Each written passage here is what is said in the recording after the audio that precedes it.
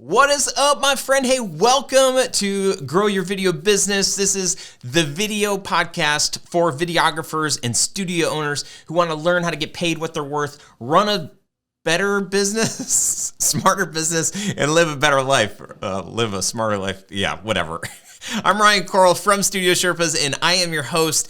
In today's episode, I interview Neal Schaffer, and the big things that we talk about are social media marketing, how comparison breeds death, how to overcome the fear of niching down, the myths around becoming an expert, and permission to pivot.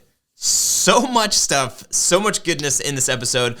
If you felt pressure to become a marketing guru as you grow your video business, I think you are in the perfect place today, as we're gonna help free you from that feeling. But before we get into all that, I wanted to mention something that I've created to help you avoid one of the biggest mistakes that we make in the sales process when talking with new potential clients. I'm hosting a free workshop that's going to help you stop leaving money on the table and give you more confidence during sales calls, which lead to more bookings and at the kind of budgets that you're looking for. You can get access to the workshop at the link below or visit studiosherpas.com/budgets. All right, let's hear a quick word from our sponsor, Core Group, and then we will get into the show. If there was one thing that could have ended my business 17 years ago, it would be because of the numbers. I hate accounting, taxes, W-9s, W-2s, W-40s, spreadsheets, all of that stuff. And I hate it mostly because I'm afraid of it. I'm just not great with numbers. If this sounds familiar, or if you're so new in your business that it's not even on your radar yet, you need Core Group. Core Group can help you create financial systems and tax strategies that you need so you can grow profitably, and they've been doing this for over 20 years. They become an extension of your team so that you can stay in your lane of expertise and then lean on them to help guide you along the way. For me, having a team of experts in my corner to help keep track of our books and just to make sure that we're budgeting for taxes appropriately, to have an actual strategy for our taxes and our accounting is priceless. And it allows me to sleep easier at night knowing that I don't have to be an expert in that arena. If you want to avoid surprises in your video business and you want experienced help building a plan for the future that you want, both professionally and personally, head over to studiosherpas.com/core for more information. And when you're ready to set up a free consult with them, make sure to mention Studio Sherpas for a special discount too. Got your back. Get more out of your accountant. Go to studiosherpas.com/core. What's up, friends? Hey, welcome to this episode. Today, my guest is Neal Schaffer, who is an authority on helping innovative businesses, innovative businesses digitally transform their sales and marketing. He's the founder of the digital marketing consultancy PDCA Social. Neal also teaches at Rutgers Business School and the Irish Management Institute. Neal, welcome to the show, man. Ryan, I'm psyched to be here. Thanks for having me. Rutgers, that's a big deal. That's like, we've done a lot of video work with U of M, Ross School of Business, and nice. Is your aspiration to end up at Ross, or is the dream at Rutgers? No, I do, as part of my business, I actually do speaking, right? So to me, speaking takes a lot of different roles. It could be a keynote speech, it could be a workshop, it could be corporate training, or it could be teaching at an educational institution. It's all different types of repurposing the content that I have, which is, how to leverage digital and social media marketing. So I've never had to prospect for business. And Rutgers is an example of the head of executive education reached out to me on Twitter saying, hey, you should consider teaching here. And I'm based in Southern California. And as you know, Rutgers is based in New Jersey. So I fly out there twice a year to deliver my programs. So it's been a great partnership. I've been teaching there for 7 or 8 years now, That's and cool. yeah, it's awesome. And I just love the interaction with students. And I mean, I say students, but they're all obviously executives. Yeah. Right. But yeah, I do the same thing at the Irish Management Institute. They have a different type of program there.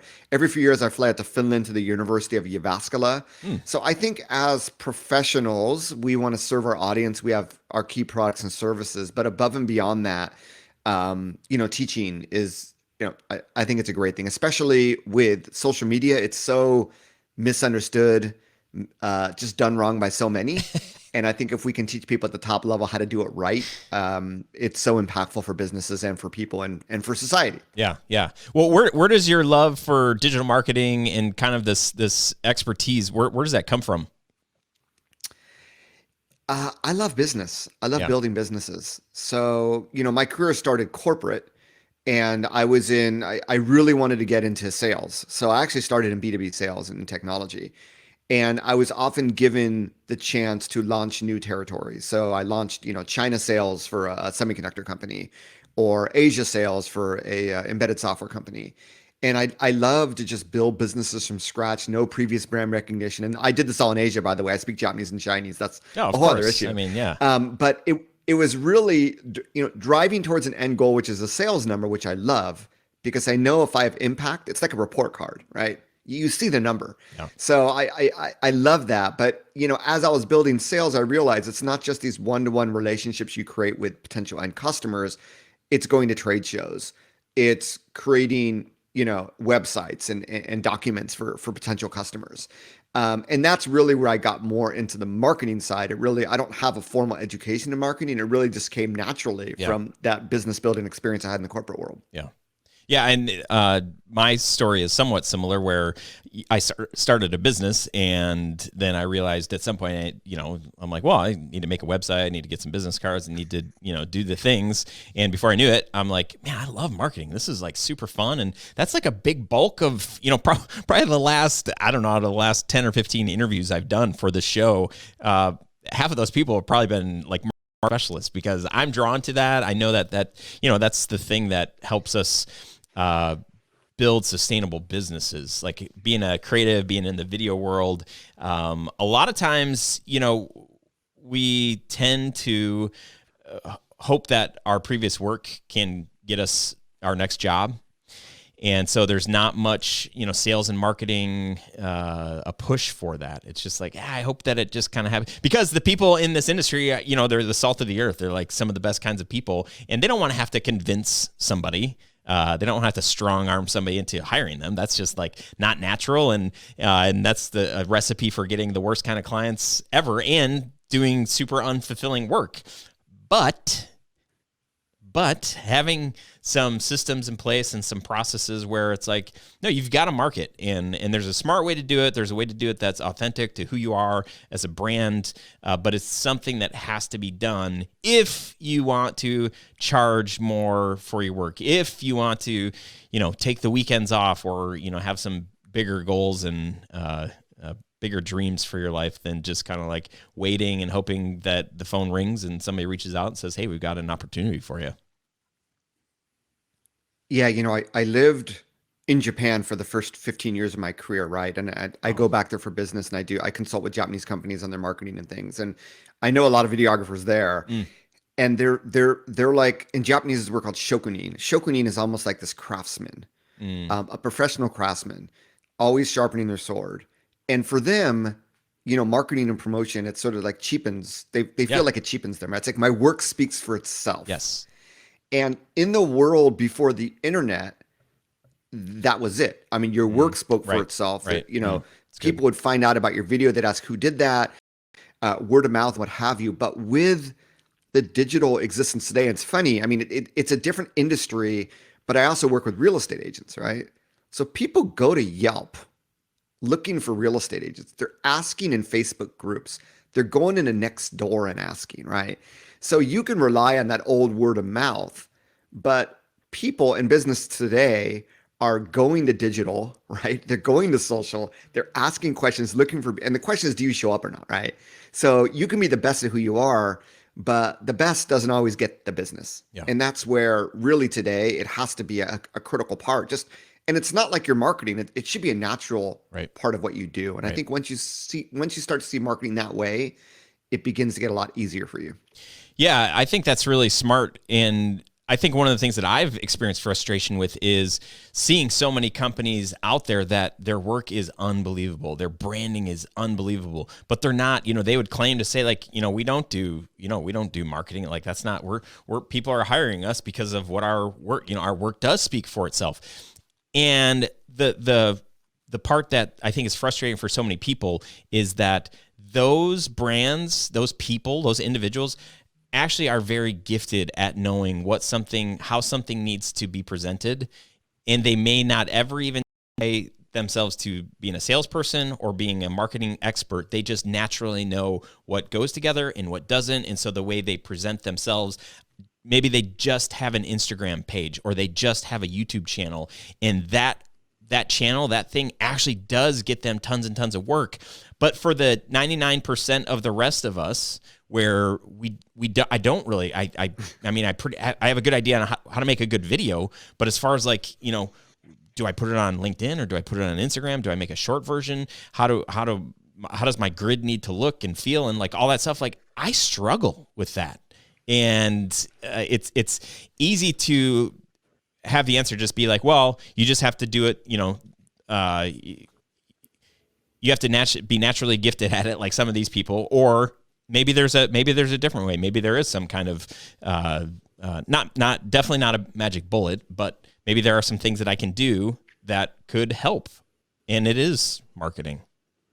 Maybe.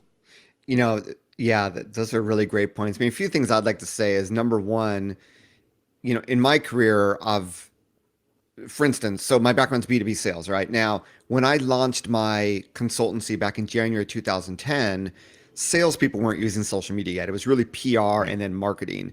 So that's where I got more into marketing, because that's really where the business was vis-a-vis social media marketing versus social selling. But when I did talk to people in sales who understood like the power of LinkedIn or even Facebook these days, they would say, well, their executive team just doesn't buy into it. Right. And if you continue to hit your quotas and to grow your business the old way without doing any of this, that's awesome, right?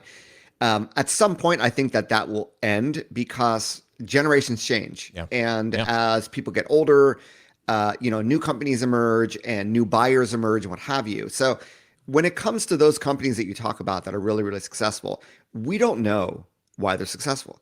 They may be best friends with the superintendent of the school district, so they get like all the business from the schools in the area. Yeah. Or they went to school with someone who owns, the wedding place that everybody gets married at, and therefore they get all the video. But we don't know that, right? Right. So we have to stop comparing ourselves to everyone else. I think it can be really dangerous, and it can actually be demoralizing. When it's like, oh my God, they're getting so much business. Or we find a lot when I work with influencers, like, oh, so and so on Instagram has 100,000 followers. I only have 500. And the numbers don't matter. What really matters is the impact that you have in your community, in the market where you're looking for work. So, I don't care if the number one company in your industry or number one competitor isn't on social media, or maybe doesn't even have a website. And, there are some of these outliers around, but they're outliers, right? I think today, especially after coronavirus, we are so immersed in digital and we use it for so many things. You have to have a footprint to be found. Now, there's an art, beyond just this initial footprint, but I think it's realizing that without that footprint, you just don't exist in the digital economy of today. Mm-hmm. So where does somebody start? Because I would say a company like us, it was a little over a year ago where we just said, hey, we're scrapping everything that we've attempted on Facebook. We're scrapping everything on Instagram.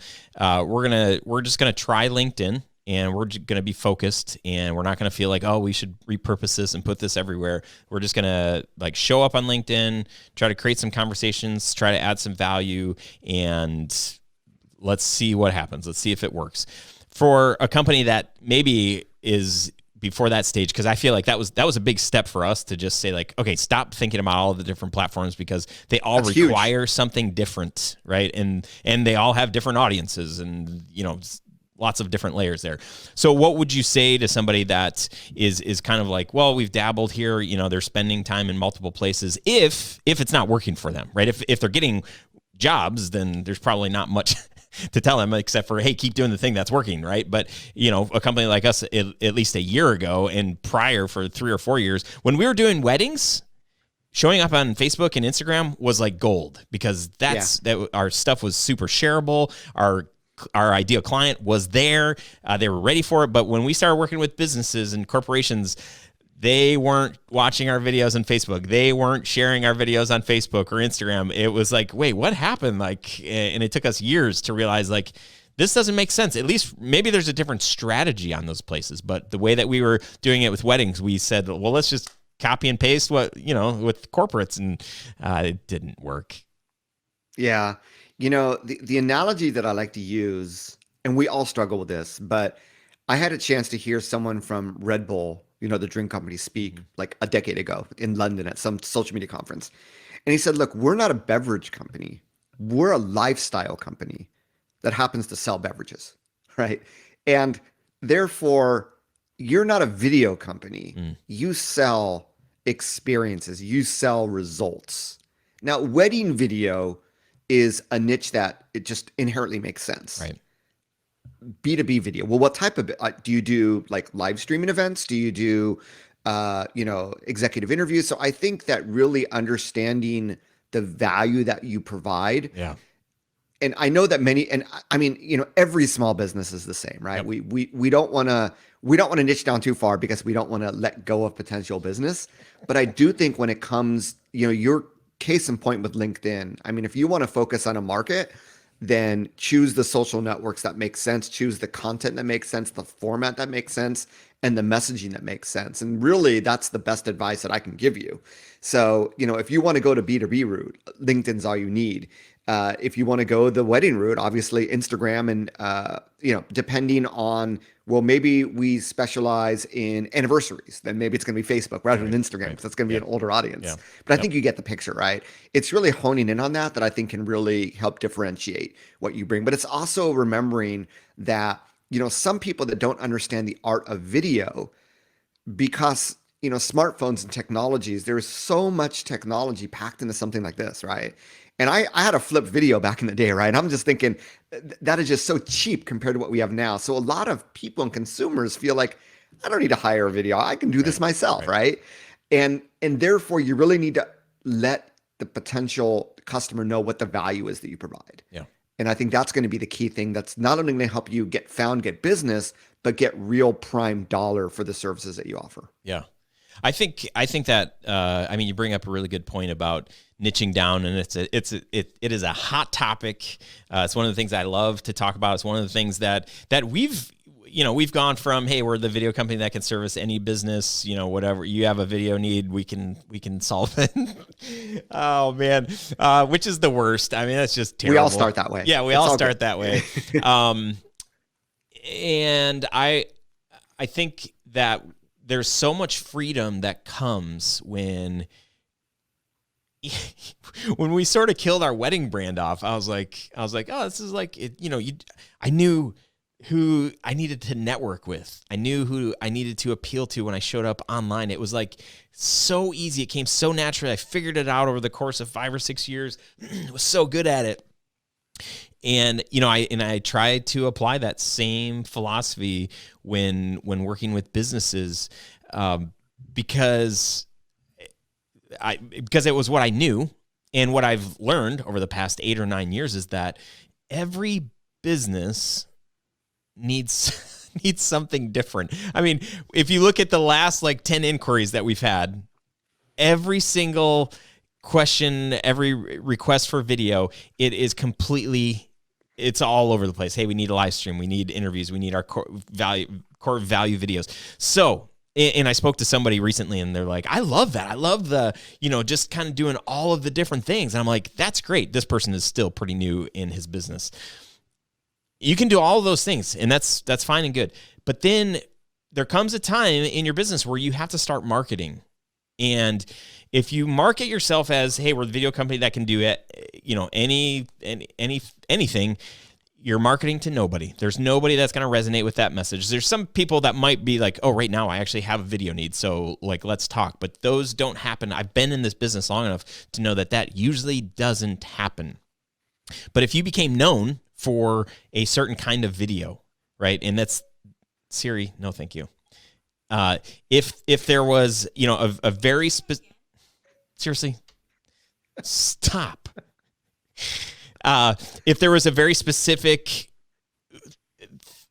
like if I say wedding film, you're like, oh, I'm not getting married, so I don't need one. Or I am getting married, or my friend is getting married. Actually, tell me more about what you're doing. If I say, hey, we create brand films for brands that have an amazing story, but haven't told it in a way that's going to captivate their audience, that's going to resonate a lot more than just saying, hey, we're a corporate video company. Okay, well, maybe they do live streaming. Maybe they do events. Like what is the thing that they do? I think part of this, and I would love to just hear your thoughts on this, part of this is like really trying to zero in on what's something that you can say when you describe what it is that you do and who you do it for, that if it can resonate, if it can like make somebody be like, I need that, not just video, because it's just way too broad and it doesn't make somebody go like, wow, this is crazy that we're meeting right now. Yeah, I look at it, it's like an accordion, right? When you just start out, you don't know what your niche is going to be. You don't know what the needs in the market are. Right. So obviously you start out going broad, and then you notice trends, or you notice that certain clients pay more than other clients, right? Or certain work is easier to do, more efficient, more profitable. Yep. So I think at a certain point, you got to say, okay, we want to get more of that work. Is there enough work to go around potentially? Can we just focus in on that?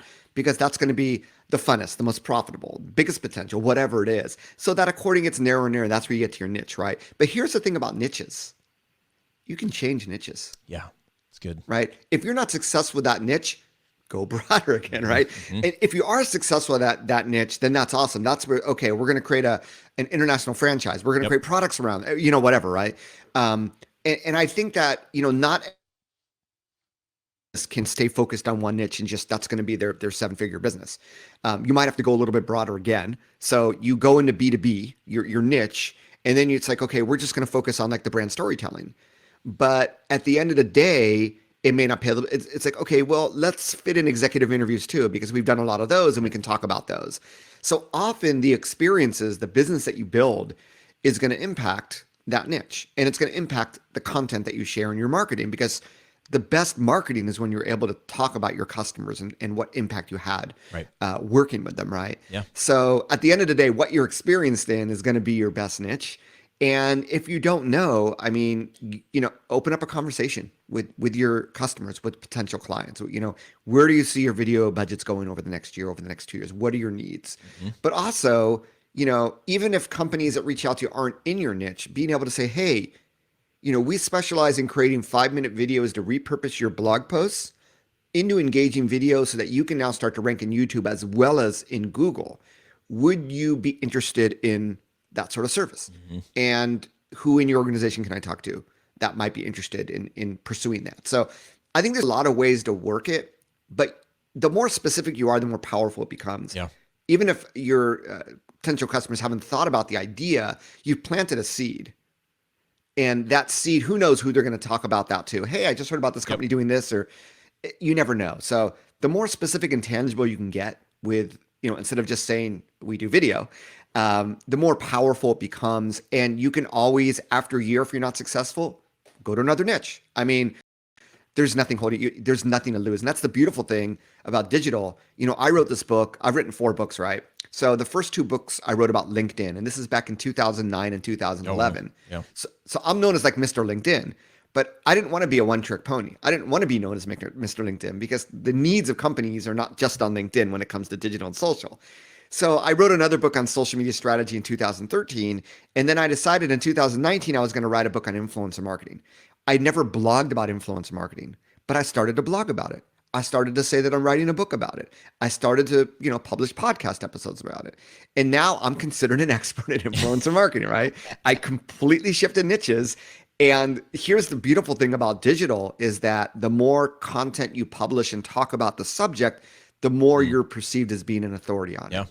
So if you're to go, Neil, that's an awesome idea. We're going to start with, repurposing blog posts for YouTube SEO. And if you were to like blog about that and podcast about that and publish YouTube videos about it, over the course of a few months, you will be found for, right? And if you were to talk about it with potential customers and to your newsletter, and that's how all this works, and that's how it is really, really powerful. That the niche combined with, digital and social is a really, really powerful combination that can have really big impact on your business.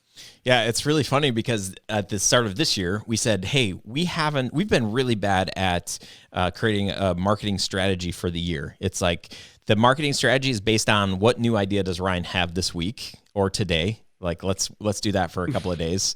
Let's make we'll do a whole video. We'll write some emails and have this cool little campaign. And then we're like, I'm bored with that. I'm already on to the next new, whatever. I love that idea about the more content, Neil.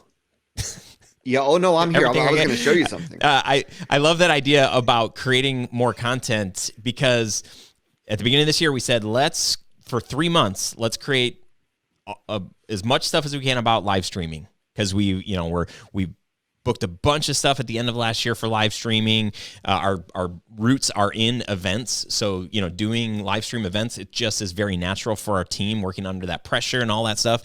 So we said, let's create content. So we hosted some workshops and some webinars and we're doing this. And I had a face-to-face meeting, actually one of the only ones that I've had this year so far with who's kind of in our, in the plaza of where our studio's at. And he had said, he's like, man, I'm really trying hard to figure out how to work with you guys. I see you guys are doing live streaming.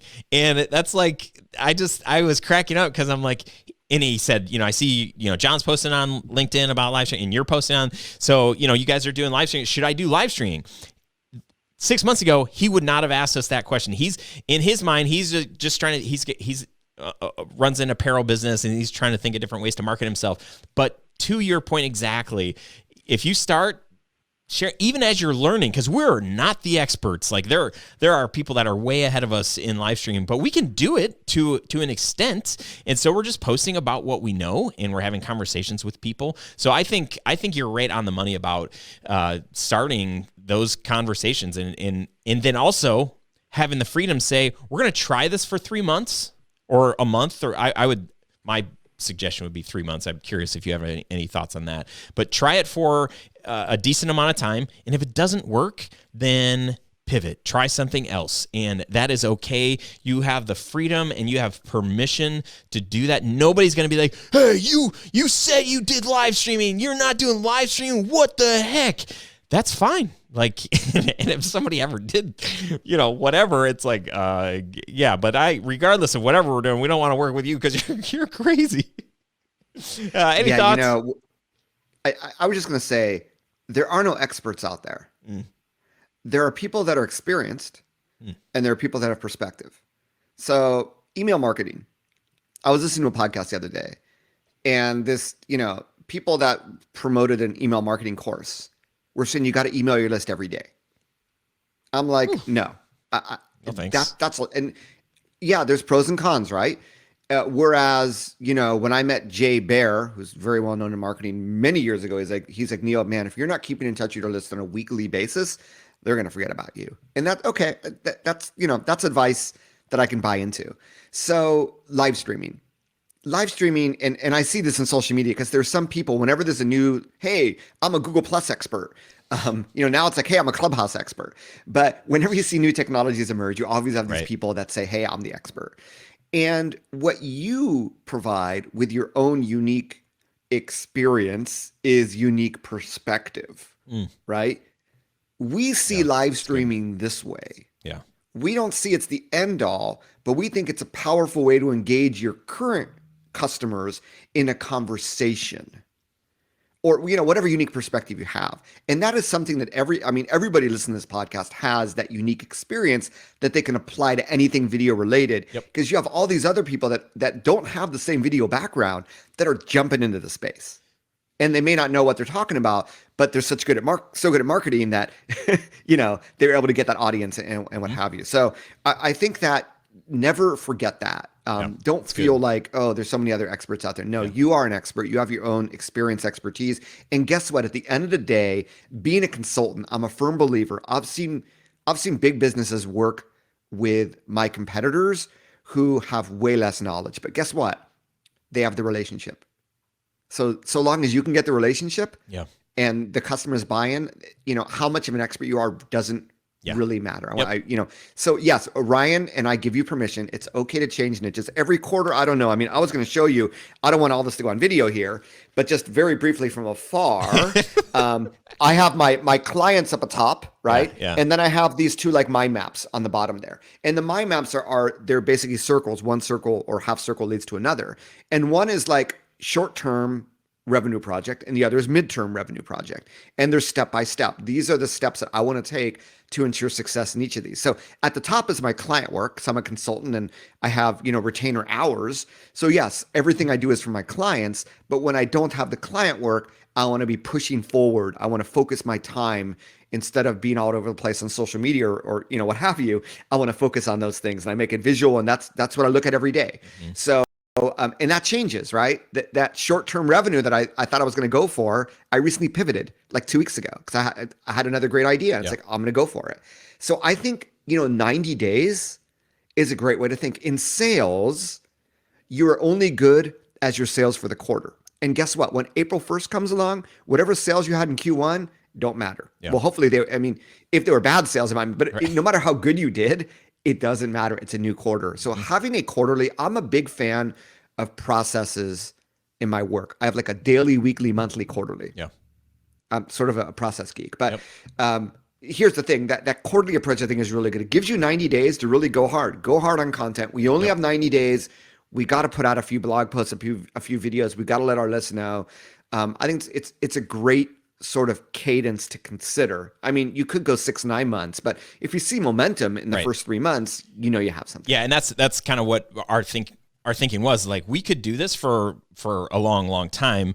Let's give it 3 months to create some content, see if there's any momentum, see if people are responding, because up until this point, the wedding stuff is the only thing where we had momentum, where we were known as the wedding film guys in this area. And so now we're just trying to figure out, like, with the way that social is today, like, can we be known for something, or at least can somebody just say, like, hey, like, we notice you're posting, like it's just in their brain to say, like, but if we're just posting, real general, 10 reasons why you should have video, or the importance about having a video story, or, live streaming is important in 2020. If it's all over the place, like, I think that goes back to what we were saying. Like, that's not a very focused conversation or a very focused audience. You're trying to hit like all of the audiences, and therefore nothing is sticking because it's just like one thing that might have resonated with somebody. You did one article on live streaming, but then you hopped over to course creation, then you hopped over to testimonials and whatever. So you're not going to become known as the live streaming expert or the testimonial expert or whatever.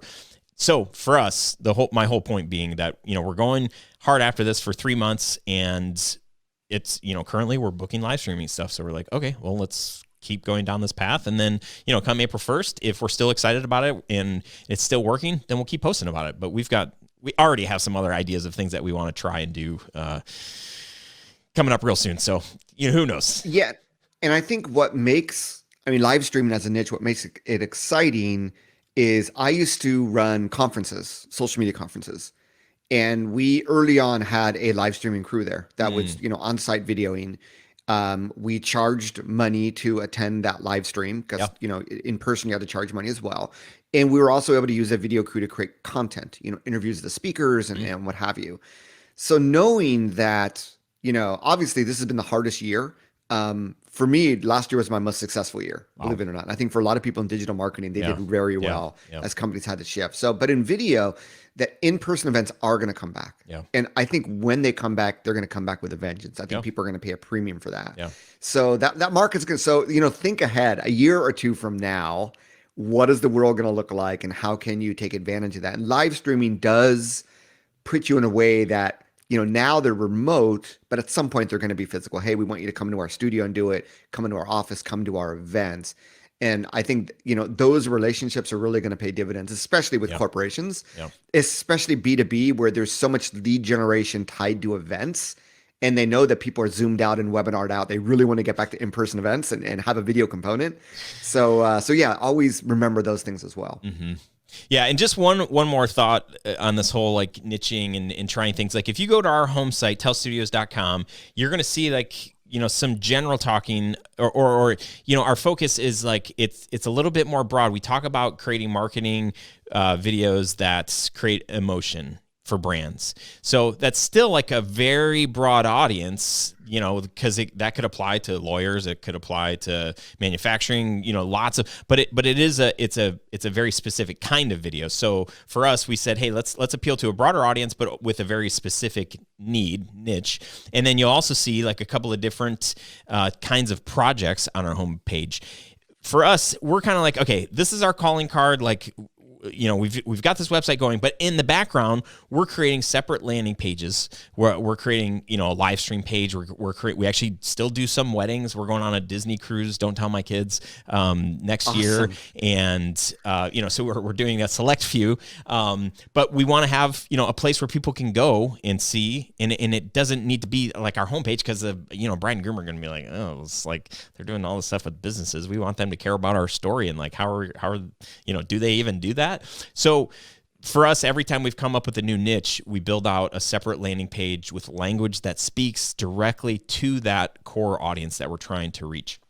So, you know, you have the freedom to change, you know, to pivot, to try different niches.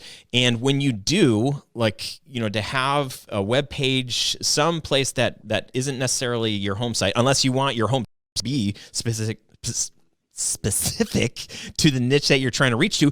And you know, to your point you had mentioned earlier, for us, when we find that thing in the world of corporate video that we are just like, this is our thing, then, you know, our front page will reflect that. And right now it's like brand stories. If people just hire us for brand stories, we'll be super happy because we're telling authentic, soulful stories with brands that are trying to impact the world. That's super meaningful work. But if we ever get to a spot where we're like, hey, we want to niche down and only work with universities or only work with PR firms or something like that, then we will revise that front page if that's like where we want the majority of our work coming from. And in the meantime, we're creating separate landing pages and separate, you know, kind of like microsites for the niches that we're just testing out.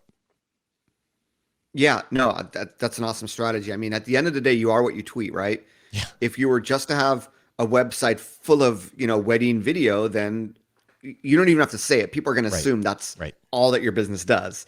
So, you know, as part of the pivot, yes, you should be pivoting your profiles in social media, your descriptions in Yelp, and your homepage. It makes a lot of sense, but you can always experiment with these landing pages that are on their own that don't, you know, you can't get to them unless you found out about them through a link or an email or what have you. So yeah, I think that's a great idea. And therefore, you know, I've had so many companies reach out to me. Hey, Neil, we're starting this service. We're starting this tool. And I noticed like some of them, like I'll put them in a file. I have like a Friday folder, not a file folder. And so, you know, when I have time to get back to these emails, I'll get back to them maybe like a few months later. And a lot of these companies, when I go back, their links no longer work. They were testing the idea, right? Test marketing, A/B testing, what have you. And they found there weren't enough customers, and now they're probably doing something else, right? And they were doing this at the domain name level, right? Like your brand storytelling.video, right? And trying it for 90 days. If it doesn't work, let's shift gears. And that I think is really entrepreneurial. And it is, you know, growth hacking. That's sort of the definition of what growth hacking is test marketing ideas until you find the hack that works. Yeah. Yeah. That's cool. I like that.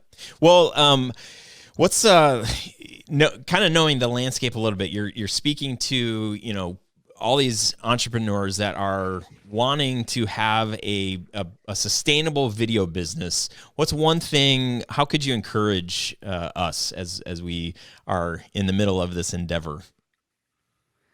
Well, I think just, you know, getting the word out about what you do with your own unique perspective, your own unique niches. We've spent a lot of time talking about this. So your website, you know, getting out there in social, blog content, YouTube content is a no-brainer if you're in video. But I think above and beyond that, and once again, I'm just comparing the work that I do with real estate agents. is, and the most recent book I wrote, like I said, was about influencer marketing, but not just about, hiring TikTokers, but Yeah. really building and leveraging a sphere of influence. So if you are targeting people in your community or in a region, who are the people in the region that you can befriend that might be able to influence people to get to know more about you? Mm. Or, in real estate, it's like everybody has a mortgage banker.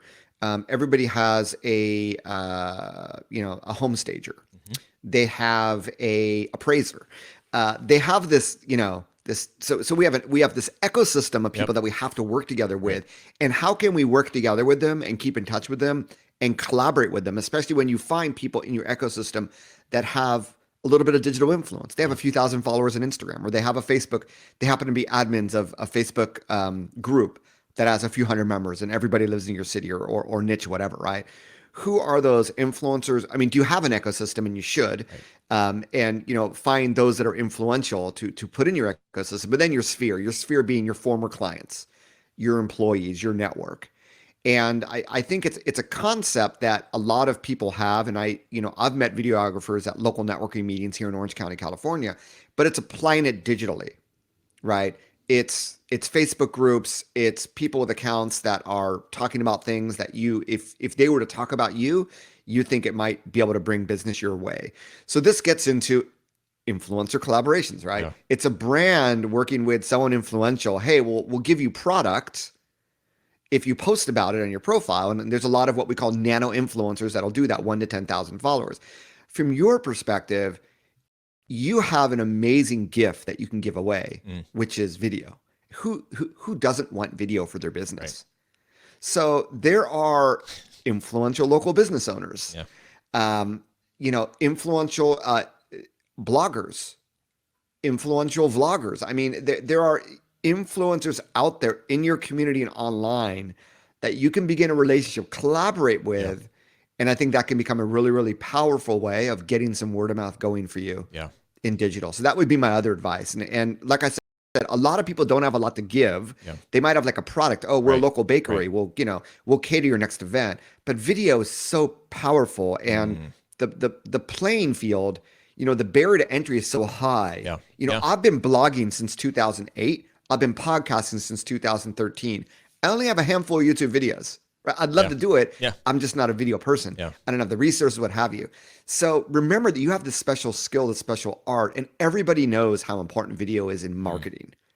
So use that to your advantage. Be a little bit, if you have a video studio, reach out to local influencers. Hey, we open up our video studio 1 day a month. Come on in. We'll shoot some free videos. All we ask is that you tag us in the post. There's amazing things that can come from collaborations like that. Yeah, man, that's brilliant. And you're giving me a fresh perspective on that.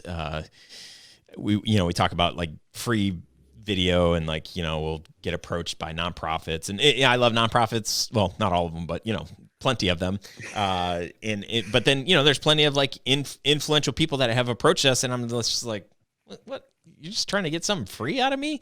But to your point, Yeah, I think there's a lot of that. Yeah, you got to navigate through. But I used to be on the marketing committee for United Way. If you were to collaborate with the United Way, they collaborate with dozens of nonprofits, right?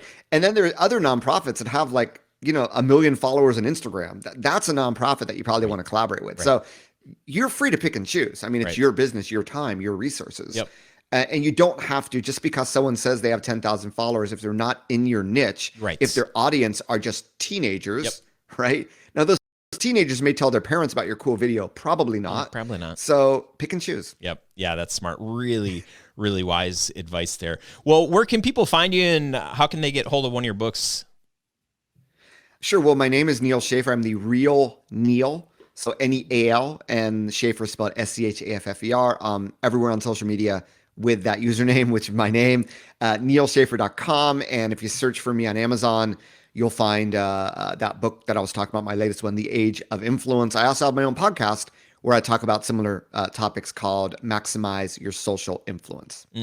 Love it. This was riveting. Really, really good stuff. How do you want to leave us today? Oh, man.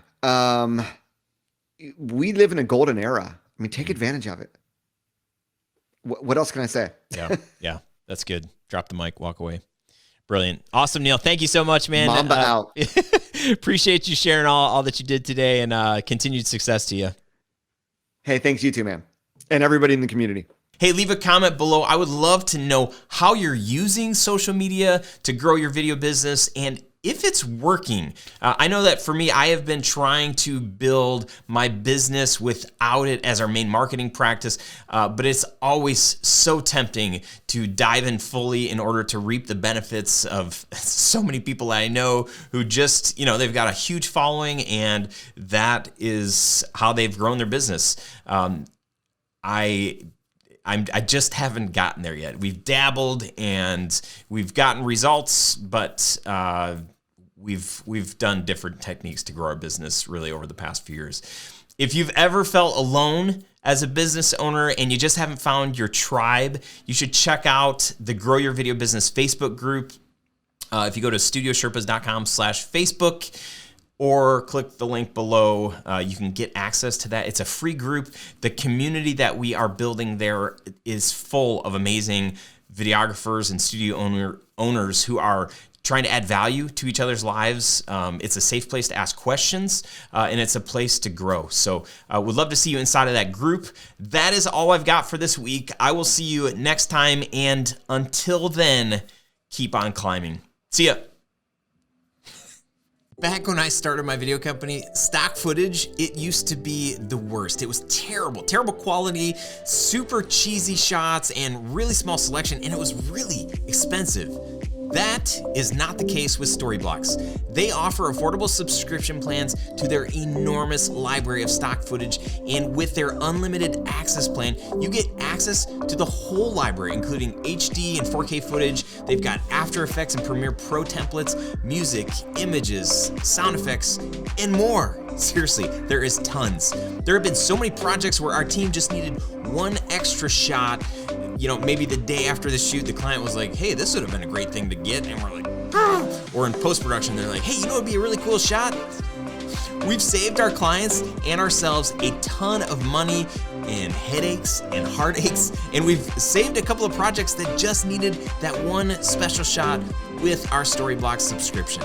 Head over to storyblocks.com/studiosherpas to help you create more video with their affordable subscriptions.